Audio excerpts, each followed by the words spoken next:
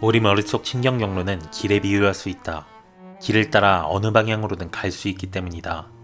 잘 다져진 초고속도로처럼 우리는 수십 년 동안 길러온 습관이 있다. 가령 벌컥 화를 내듯 저절로 나오는 감정 반응일 수도 있고, 자신이 한참 부족하다고 믿는 식의 뿌리 깊은 믿음 체계일 수도 있다. 또는 반복해서 알람 신호를 끄고 아침 운동을 놓치듯 의지력을 잠재우는 행동일 수도 있다. 우리가 이러한 습관의 초고속도로를 인식하는 순간 뭔가 중요한 일이 생긴다.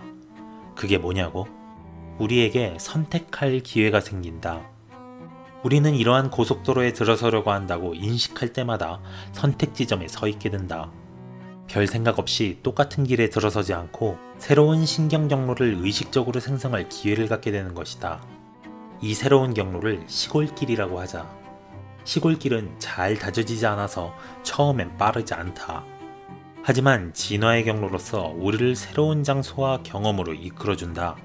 습관의 초고속도로는 이미 가본 곳들로만 우리를 이끈다. 그런데 새로운 곳에 가고 싶을 땐 어떻게 해야 하나? 우리가 똑같은 초고속도로만 계속 이용한다면 늘 같은 곳만 가게 될 뿐 정작 가보고 싶은 새로운 장소를 찾을 수 없다. 이유는 너무나 간단하다. 초고속도로가 새로운 곳으로 가지 않기 때문이다. 속담에도 있듯이 똑같은 행동을 반복하면서 다른 결과를 기대한다면 정신이 나간 것이다. 새로운 곳으로 가려면 시골길을 새로 개척해야 한다. 다시 말해 새로운 신경 경로를 깔아야 한다. 그리고 이 시골길로 자주 다니면 점점 길이 다져져 낡아빠진 초고속도로를 대체하게 된다. 이 시점에서 신경 가지치기를 담당하는 철거반원이 출동한다. 예를 들어 아기가 미니카처럼 놀라운 속도로 방바닥을 기어다니던 모습을 떠올려보자. 그런 다음 이 아기가 걸음마를 떼던 시절을 기억해보자. 위태롭게 첫 발을 떼다가 넘어지면 아기는 깔깔거리며 다시 일어나 또 비틀비틀 걸음을 뗐다. 몇 년 후엔 걷고 뛰고 깡충거리고 춤까지 추었다. 변화에는 이만큼 헌신적 수행이 필요하다. 무엇보다 자기 판단을 안 해야 한다. 아기가 기는 단계를 지나 걷고 뛸 수 있게 된 것도 넘어졌을 때 자기 판단을 안 했기 때문이다. 다행히 우리네는 기회를 주면 알아서 나아가도록 만들어졌다. 게다가 어떤 행동을 상상하기만 해도 정신을 단련할 수 있다. 국립보건원의 연구진은 피험자 중 절반에게 5손가락 피아노 연습을 실제로 시행하게 하고 나머지 절반에겐 같은 연습을 상상으로만 하게 했다. 실제로 연습한 그룹은 손가락 운동 기술을 조절하는 뇌 영역이 더 커졌다. 그런데 상상으로만 연습한 그룹도 뇌가 똑같이 커졌다. 이렇게 놀라운 능력이 있는데도 우리 중 대다수는 왜 시골길이 우리를 목적지까지 데려다 줄 수 없을 거라 생각해서 금세 포기하고 습관의 초고속도로로 자꾸 돌아가는 것일까?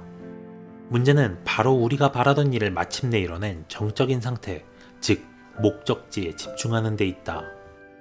완벽한 결말에 집중하는 것은 삶이 의도하는 바가 아니다. 삶이 끝나는 유일한 시간은 말 안 해도 다 알 것이다. 삶 자체는 과정이라 끊임없이 진화한다. 완벽함은 정적인 상태라 진화의 대척점에 있다.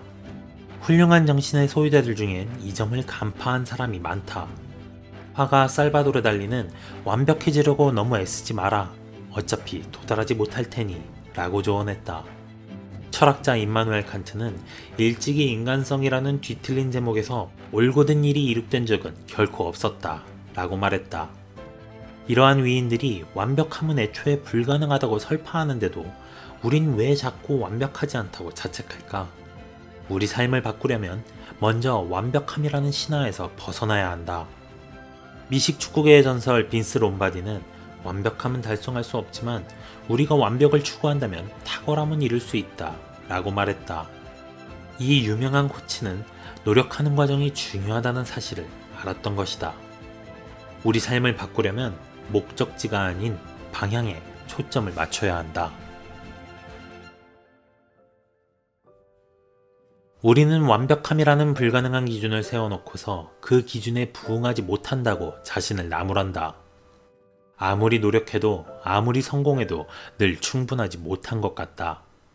그래서 어떻게 하는가? 더 열심히 노력하고 더 열심히 판단한다. 인생이라는 쳇바퀴를 더 빨리 돌리려고 미친 듯이 노력한다. 완벽함을 향한 노력은 결국 우리를 부족하고 지치고 외롭다고 느끼게 하며 늘 결핍감에 시달리게 한다. 역설적으로 우리가 이상적 완벽함에 부응하면서 행복을 찾으려고 노력할수록 진정한 평안과 행복과 유대는 점점 더 멀리 달아난다. 우리에게 중요하고 의미 있는 것들, 즉 진정한 평안과 변화를 남겨줄 원천에서 점점 더 멀어진다. 결국 우리는 기대에 부응하지 못했다고 판단하면서 낙담하고 포기해버린다.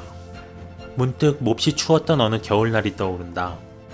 그날은 비까지 주룩주룩 내린 탓에 기분도 덩달아 음울했던 것 같다. 나는 쇼를 두른 채 치료사의 소파에 앉아서 내가 되고 싶던 침착하고 다정한 명상 지도자답지 않게 조급하고 예민하게 굴었던 사건을 회상하고 있었다. 나는 왜 전혀 나아지지 못하는 걸까요? 내가 물었다. 치료사가 나를 물끄러미 쳐다보며 말했다. 샤오나, 인생은 자기계발 프로젝트가 아닙니다. 그 말에 하마터면 소파에서 떨어질 뻔했다.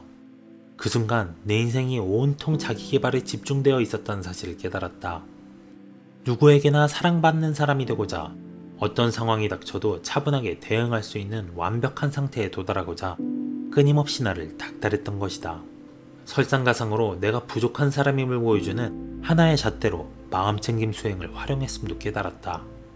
우리는 자기계발에서 자기해방으로 마음가짐을 바꿔야 한다.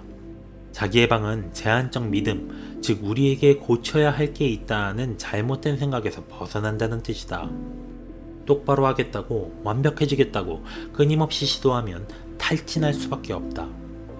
현재 상태에서 쉴 수도, 현재 모습에 결코 만족할 수도 없다.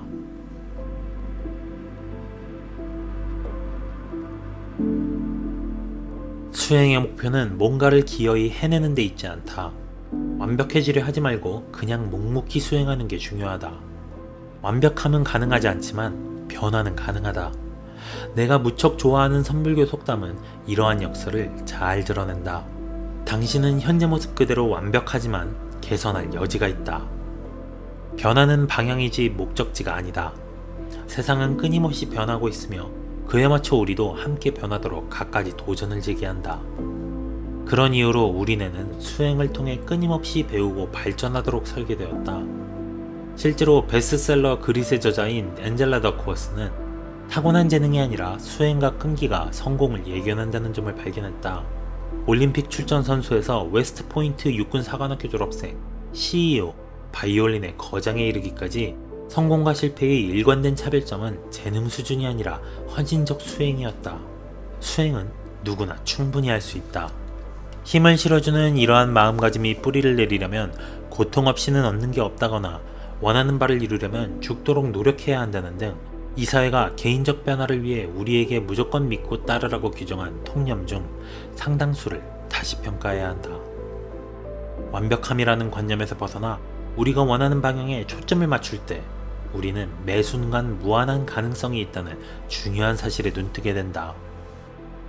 최고의 상태에 도달하겠다고 덤비는 식으로는 우리 자신을 크게 바꾸지 못한다. 이 길은 자꾸만 높아지는 목표인 완벽함을 달성하기 위한 자기개발 프로젝트가 아니다. 오히려 변화와 성장과 진화의 가능성을 열어줄 것이다. 탁월한 정신과 의사인 데니얼 시겔이 일깨워주듯 우리는 끊임없이 창조되고 또 창조하는 상태에 놓여 있다.